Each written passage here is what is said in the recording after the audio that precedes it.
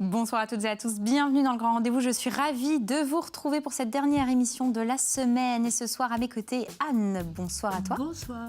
Comment vas-tu? Très bien. La forme? Très bien, soleil. Oui, c'est ça. Mais en plus, les lunettes de soleil. Yeah, Anne, voilà. On sent le printemps est de retour sur la Lorraine.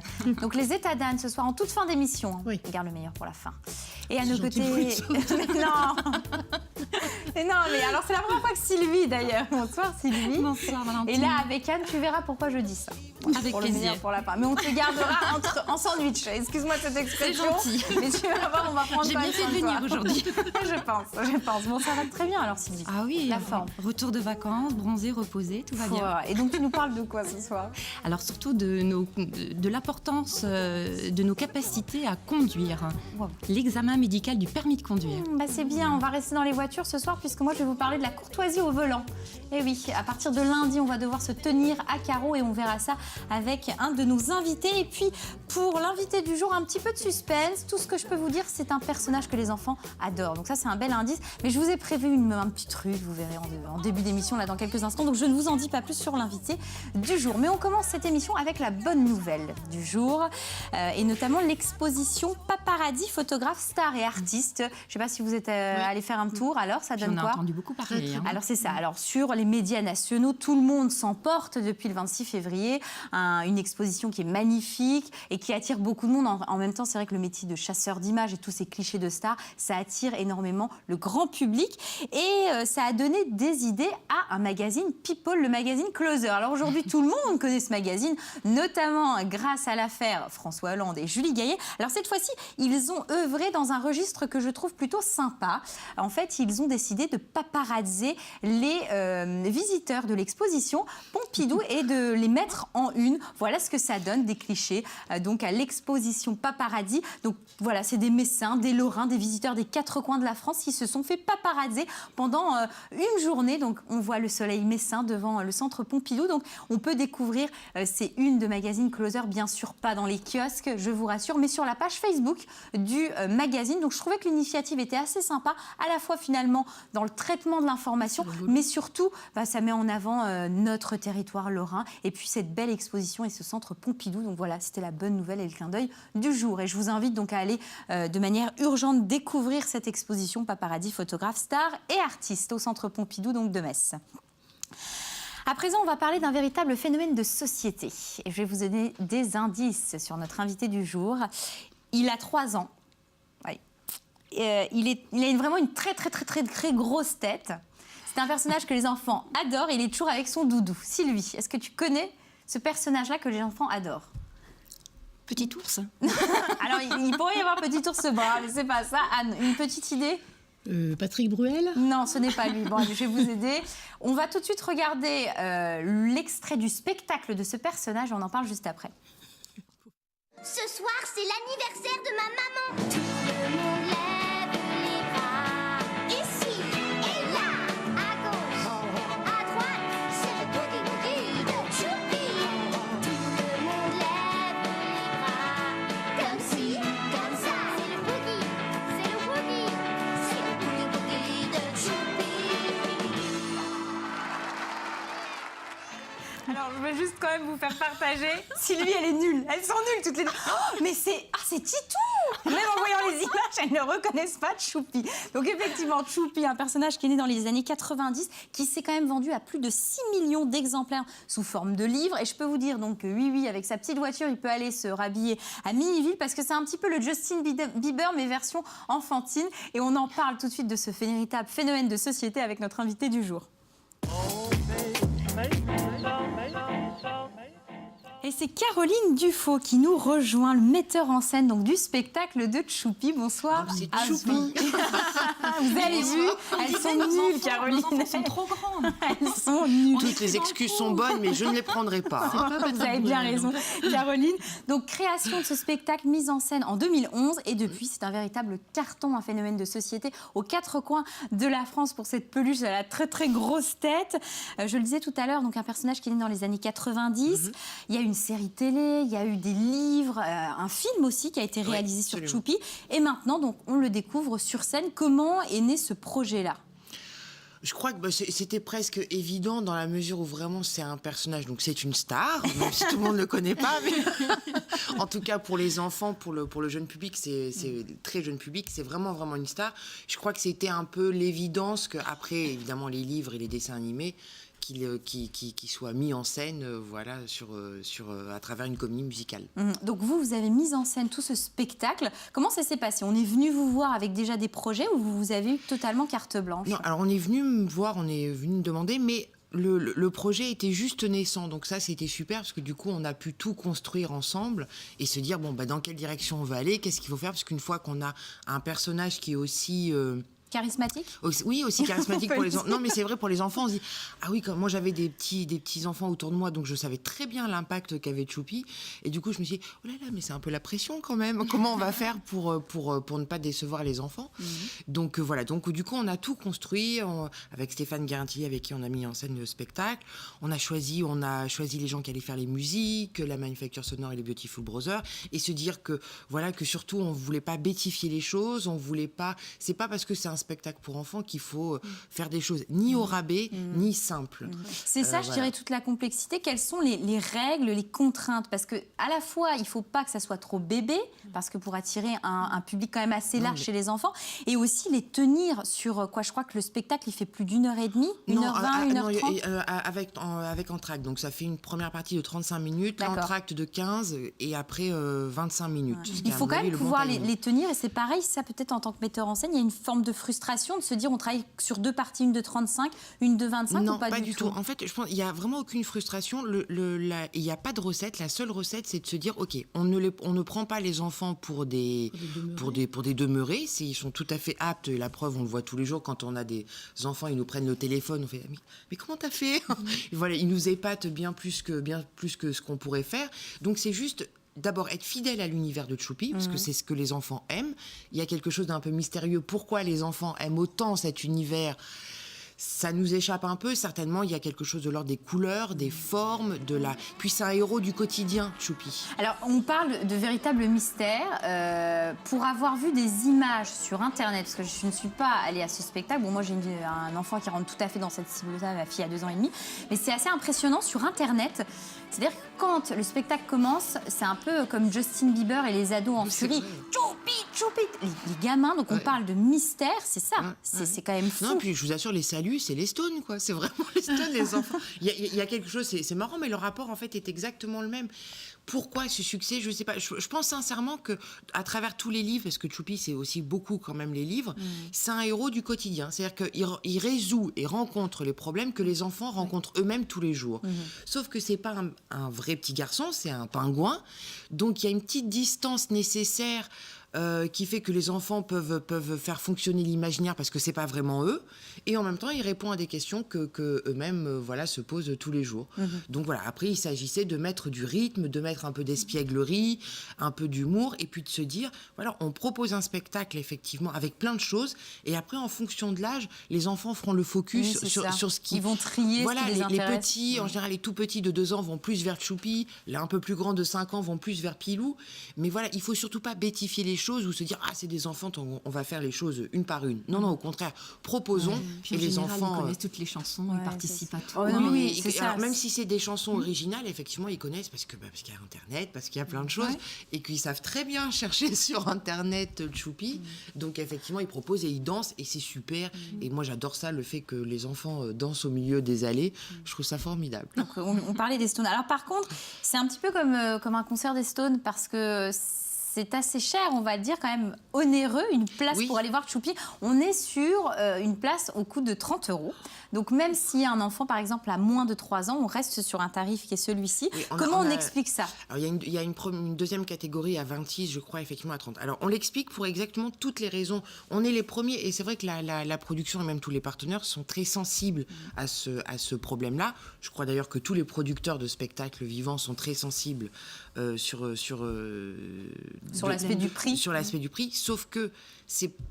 Ce que je vous disais, c'est que c'est pas du tout un spectacle au rabais. Et en fait, pour un spectacle pour enfants, il faut encore plus de monde et encore plus d'investissement presque pour un spectacle pour adultes. On est 18 à tourner pour ce spectacle. Il faut des gros costumes, il faut des gros décors. Effectivement, toutes les chansons sont originales et puis rien n'a été enregistré avec un synthé. C'est avec des vrais instruments. Il y a de la batterie, il y a des cuivres. Donc c'est vrai que je suis tout à fait consciente et en même temps dans un dilemme parce que je sais que c'est vraiment Une famille de plusieurs enfants, Ouais, par voilà. exemple. Alors plusieurs enfants en général ils viennent pas trop à plusieurs ou alors il faudrait avoir 2 enfants qui se suivent Oui, c'est vraiment ça. parce que c'est ou des jumeaux voilà parce que c'est vraiment jusqu'à 5-6 ans. Alors, il y a un pack famille qui est moins cher pour 4 personnes, qui fait que ça réduit un petit peu. Mais je suis tout à fait consciente du coût et en même temps, en étant de l'autre côté aussi un petit Ça peu. s'explique. Il y a du matériel, du il y a décor. je vous dis, voilà. on est 18 à tourner. Donc ça s'explique. Voilà.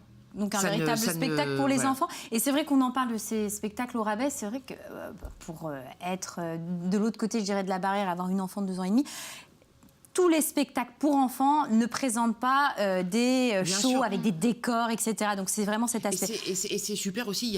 J'ai vu d'ailleurs en attendant, je crois que vous avez une scène nationale pour le jeune public. C'est super parce qu'ils vont faire des choses différentes avec des tarifs évidemment beaucoup moins chers. On n'est pas du tout dans Non, le c'est pas même. le même aspect. Mais voilà, il y a de la place même pour tout show. le monde et je trouve aussi que ce théâtre-là est vraiment formidable. Merci. Vous restez avec nous, Caroline? Bien sûr. Moi, je vous invite à découvrir l'univers de Choupi sur le site internet. Sinon, 2 dates Lorraine. Ce dimanche, le 16 mars, donc ça sera à Toul. Et le samedi 29 mars, au NEC, à Marly. Il y aura 2 séances. Donc, si vous avez envie d'aller les voir sur scène, les filles, c'est pour vous, ça. tout, nous. Bon, on va parler de la Choupi. conduite. Permis de conduire. Anne, tu l'as passé en quelle année, ton permis de conduire? Ça, c'est vache comme Mais question. non. C'est pas courtois du tout. Bon. Euh, Bon, alors, autre question. Entre-temps, est-ce que ta vue a changé ou pas? oui. Bon, et est-ce que, du coup, comme ta vue a changé, tu es allé voir un médecin agréé par le préfet pour les permis de conduire? Est-ce que la police regarde cette émission? Je sais pas, j'ai l'impression que tu es en infraction en tout cas, mais c'est pas grave. On va parler du cas de Anne tout de suite et c'est Sylvie qui va nous remettre les pendules à l'heure, place à la santé.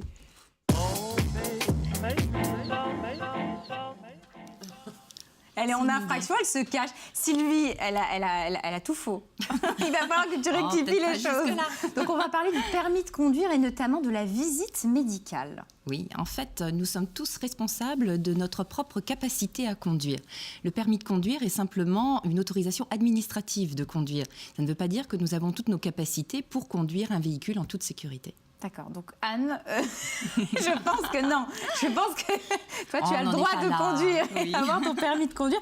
Par contre, on doit régulièrement, et ça, on n'est pas forcément au courant, passer, ou tout du moins dès qu'il y a un changement, une modification dans notre peut-être vue ou dans notre santé générale, on doit passer une visite médicale. Alors, c'est effectivement le cas, mais pour des pathologies quand même particulières. D'accord.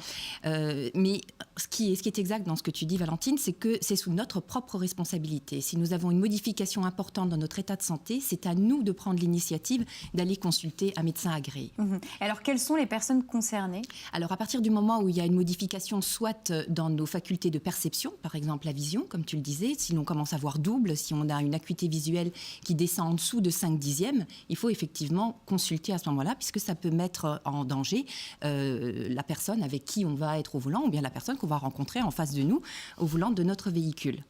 Des pathologies cardiovasculaires, si par exemple on a des troubles du rythme importants qui peuvent occasionner un risque de syncope, un risque de perte de connaissance, si on est porteur d'un pacemaker, d'un défibrillateur implantable, ça peut justifier effectivement une consultation.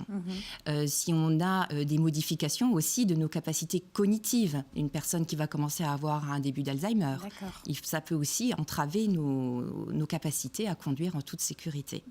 La pathologie la plus importante certainement est l'épilepsie. D'accord, bah oui, ça. c'est Lorsqu'on essentiel. découvre une épilepsie chez un de nos patients, normalement, pendant les 6 premiers mois qui suivent cette crise inaugurale, le patient n'a pas le droit de conduire. Et alors, qu'est-ce qui se passe si on ne déclare pas justement cette modification de notre état physique? Alors, si c'est une pathologie qui n'est pas grave, qui justifierait simplement un avis du médecin agréé, il ne se passera rien. D'accord. Par contre, si vous étiez atteint d'une infection que vous n'avez pas déclarée et qui serait justifiable d'une suspension de votre capacité de conduire et que vous veniez à avoir un accident de la circulation à cause d'une hypoglycémie, à cause d'une perte de connaissance, votre assureur peut dire « moi, je ne vous couvre pas ». D'accord. Et est-ce que le médecin traitant peut nous interdire de conduire, par contre? Il peut donner son avis, bien évidemment, c'est d'ailleurs même son rôle, hein. C'est à lui de vous dire « attention madame, il faudrait peut-être aller voir un médecin agréé ». Mais par contre, il ne peut pas vous interdire de conduire, il ne peut pas vous dénoncer auprès du préfet, il ne peut qu'avoir un avis consultatif. Simplement avoir sa vision et Oui, proposer oui, oui, finalement d'aller voir un médecin agréé. Oui. Et si une personne de notre entourage, parce que ça arrive, à, par exemple une maladie d'Alzheimer, est-ce que on doit le signaler? À qui? Comment faire? Oui, effectivement, il faut en parler avec la personne elle-même en lui disant « écoute, mamie, je pense que maintenant, il faudrait plus prendre le volant ». Mais par contre, que ce soit le maire, que ce soit la police, ils ne peuvent rien faire. Ils peuvent en aucun cas enlever le permis de conduire d'office à une personne, sauf si elle a commis une infraction grave ou elle a eu un accident de la circulation. Il faut à ce moment-là faire un courrier ou aller voir à la préfecture pour dénoncer, entre guillemets, cette personne qui sera à ce moment-là convoquée auprès d'une commission médicale qui pourra statuer sur ses capacités à conduire. D'accord, donc on peut effectivement se brouiller complètement avec sa mamie. Merci Sylvie, c'était la conclusion de cette rubrique. Alors on va rester dans la conduite, mesdames, je vous le disais en début d'émission. À partir de lundi, il est interdit de faire des queues de poisson au volant et de proférer des insultes. Ça nous arrive tous puisque c'est la semaine de la courtoisie au volant et on en parle immédiatement avec notre dernier invité. Le seul homme de ce soir, c'est Claude Young. Bonsoir à vous, Claude. Bonsoir. Donc, chargé de mission pour l'association de la prévention routière. Oui. On va parler donc de cette semaine de la courtoisie. Donc, ça sera du 15 au 24 mars. 7 jours pour se conduire de manière, je dirais, exemplaire et laisser tous les gros mots de côté. Quel est, Claude, l'intérêt de cette semaine-là? Alors, un petit peu d'histoire, si vous voulez bien, parce que ça remonte à 2001. La France avait décidé de mettre en place une journée de courtoisie. Et puis, cette journée de courtoisie a été au-delà de nos frontières. Elle est passée en Belgique, les Pays-Bas. Et à partir de là, c'est l'Europe qui s'en est chargée et a mis en place la semaine de la courtoisie. Et là, c'est toute l'Europe qui travaille sur ce plan-là. Alors, le mot courtoisie est rempli de lettres de noblesse, si on peut dire, parce que ça regarde à lui seul, résume tout ce qui est du comportement du conducteur. Ça va au-delà, comme vous le disiez. Des insultes ou des queues de poisson. Des insultes, des queues de poisson, des choses comme ça. Oui, bien sûr, on le voit tous les jours. Oh, d'ailleurs, qui n'a pas proféré d'insultes au volant? On est tous plus ou moins... Anne, est-ce que ça l'a Passivement jamais au fait? volant. C'est plus masculin que Comment? féminin. Est-ce que c'est plus masculin que Non, féminin? pas du tout. On le remarque parce que dans les stages de permis à point, vulgairement appelés permis à point, on se rend compte que les femmes aussi manquent de patience. Et est-ce légitime? On ne sait pas trop. En réalité, c'est parce que bien souvent, on ne prend pas le temps, justement, de dire, bon, ben voilà, j'ai tant de kilomètres à faire pour me rendre à tel endroit, je dois prendre en compte qu'il peut y avoir ci ou ça, et on part toujours à la dernière seconde. Ouais, on est Et moins ça, dans l'anticipation. tout à fait. Et ça fait partie, donc déjà, d'une manière intégrante de la courtoisie. Ça commence par là. Donc c'est le Alors- premier aspect. Alors ce qu'on va faire, Claude, parce Oui. qu'on pourra en parler des heures, Oh là, je tout à suis fait. allée dans la rue, parce que vous étiez déjà venu l'année dernière pour Bien nous parler sûr. de cette fameuse semaine. Oui. Je suis allée dans la rue et j'ai directement demandé et interrogé les gens. Je me suis dit, ça serait peut-être plus intéressant que eux vous posent des questions et vous proposent leur vision de la courtoisie au volant. On découvre la première question. Bien sûr. Bonjour, selon vous, qui est le moins courtois sur la route? Les hommes, les femmes, les jeunes, les seniors? Alors le monsieur-là était très en forme. Donc qui? Parce que alors Sylvie disait, est-ce que c'est les hommes, les femmes? Mais là, il a englobé également les seniors, par exemple. Oui, eh bien, on peut dire qu'à tout âge, on manque de courtoisie. Ce n'est pas une question. Alors peut-être bien sûr que Ah si, quand même, il faut le dire. Chez les 18-24 ans, ils sont On est plus quand même beaucoup virulents. plus virulents, surtout vis-à-vis des seniors. Et il faut quand même les respecter, les seniors. Je ne dis pas ça parce que j'ai de la neige sur le toit, bien sûr, ça parle quand même. Mais il faut quand même bien se dire que nous conduisons depuis des années. Ce faisant, eh bien, on a quand même acquis des connaissances qui font que le danger, pour nous, est beaucoup plus pertinent chez nous que chez le jeune. Le jeune manque d'expérience. Son cerveau ne peut pas prendre en compte toutes sortes de paramètres que nous prenons, nous, à un certain âge. On est quand même des conducteurs confirmés, habitués à cela. Donc c'est un peu ça. Bon an, mal an, ce qu'on va faire, Claude, c'est qu'on va regarder justement, j'ai posé la question à un jeune, il va vous poser la question sur la semaine de la courtoisie. On regarde puis vous répondez juste après. D'accord. Quelles sont les insultes et les attitudes à laisser de côté pendant une semaine? Bien, disons que... Est-ce qu'il y a des insultes en particulier, celles qu'on peut garder, d'autres qu'on doit laisser vraiment de côté? Oh, bah vous avez des insultes gentilles, alors Pépère, on jardine ou quoi? Si tu veux, on peut planter la tente, j'ai les piquets dans le coffre, etc. Oui, il y a beaucoup de critères qui peuvent venir comme cela. Les insultes grossières, il y en a effectivement, et ça, il faut l'éviter. On ne prend pas une boule de bulldog et on ne commence pas à vociférer des noms d'oiseaux par la fenêtre, ça ne sert strictement à rien. Et il ne faut jamais avoir une conduite virtuelle de celui qui nous précède. Absolument pas, ça ne sert à rien. On se dit, bon, il m'embête, mais à tel endroit, je vais faire ci et ça, et je vais pouvoir passer parce qu'il va faire ci. Non, c'est faux. Quand on arrive sur les lieux, il fait tout à fait autre chose. On doit toujours être, disons, zen au volant, si je puis dire. Zen au volant, ça ne veut pas dire pour ça penser à autre chose, loin du monde. Il ne faut pas oublier que conduire un véhicule, c'est un travail constant de vigilance et d'attention. On va regarder la dernière question, Oui, Claude? bien sûr. Allez, on y va. Est-ce que pendant cette semaine, les automobilistes changent vraiment leur comportement? Oui, tout à fait, puisque nous le mettons en place dans certaines communes de notre région. Et c'est vrai que les gens sont très sensibles à ça. On en est même un peu estomaqué, c'est le cas de le dire, de voir que les gens prennent conscience de cette semaine de courtoisie.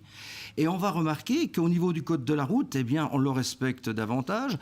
On prend davantage, disons, de sécurité en matière de vitesse aussi, car la vitesse, il ne faut pas oublier qu'elle est quand même toujours présente, même si elle a diminué considérablement. 14% aujourd'hui, 42% avant l'an 2000. L'effet radar, etc. On peut en parler, on peut en parler longtemps de ça. Mais fait que, eh bien, on prend conscience de cela, et c'est tant mieux. Puis en plus de ça, il y a le fait l'écologie d'en aussi. parler aussi, je pense que parler. ça fait un petit peu ding-ding dans les cerveaux. Et puis on se dit, bon, allez, pendant cette semaine-là, mais pas que, je vais essayer de faire attention. On va regarder et découvrir la dernière question. Et toi, Valentine, quelle est ton insulte préférée? Alors merci, parce que voilà, ça c'est la petite blague de l'équipe en régie, parce que je ne m'attendais pas à cette question. Eh bien moi, je ne la dirai pas sur le plateau. C'est souvent des insultes en anglais, j'ai une fille de 2 ans et demi, et je préfère parler anglais au volant et préférer des insultes en anglais. Ça commence par what the, et je ne vous dirai pas la suite. Je vous invite en tout cas à aller faire un tour sur le site internet www.courtoisie.org, et je vous rappelle qu'à partir de lundi, on se tient à carreau, et même les insultes en anglais, on arrête. Merci à vous, Claude. Vous restez avec nous? Mais tout à fait, Alors bien sûr. l'émission est bientôt terminée, mais en fin d'émission, j'adore consulter Anne et lui poser des questions. Et j'aimerais savoir ce soir ce qui l'a fortement inspiré. Est-ce que c'est Choupi ou la courtoisie au volant? Eh bien, réponse avec les états d'Anne.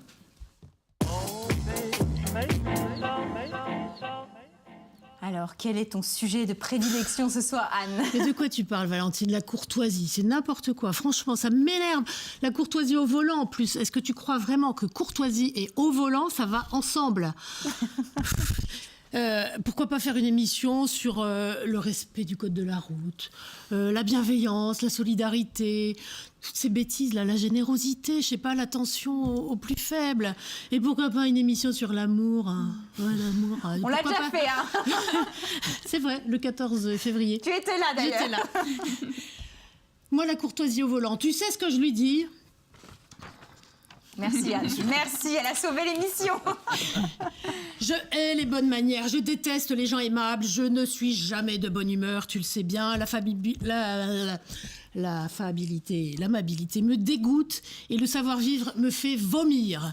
Et vas-y que je te fais des sourires, que je m'excuse d'avoir freiné trop tard, que je m'arrête au feu rouge, que je laisse passer les gens qui ont la priorité, que j'évite d'écraser les bébés dans les poussettes. C'est vraiment n'importe quoi, ça m'horripile. Et puis en plus, c'est parfaitement ridicule, un chauffeur courtois au volant. Franchement, je dis pas chauffeuse courtoise, parce que les bonnes femmes au volant, franchement, c'est ce que ça donne. Hein. Manquerait plus qu'il y ait des féministes sur le plateau maintenant. Alors moi, mesdames, monsieur, Mon type d'homme, c'est le camionneur. Waouh! Tu sais, Valentine, celui qui gare son semi-remorque de travers sur le trottoir, qui descend d'un seul coup, qui saute de sa cabine surélevée sans regarder en bas de sa portière et qui m'insulte parce que j'arrive, je surgis dans son paysage visuel sans l'avoir prévenu. Et là, il me traite de... Dans l'autre sens. C'est vu que je suis écologiste. Ouais, on constate.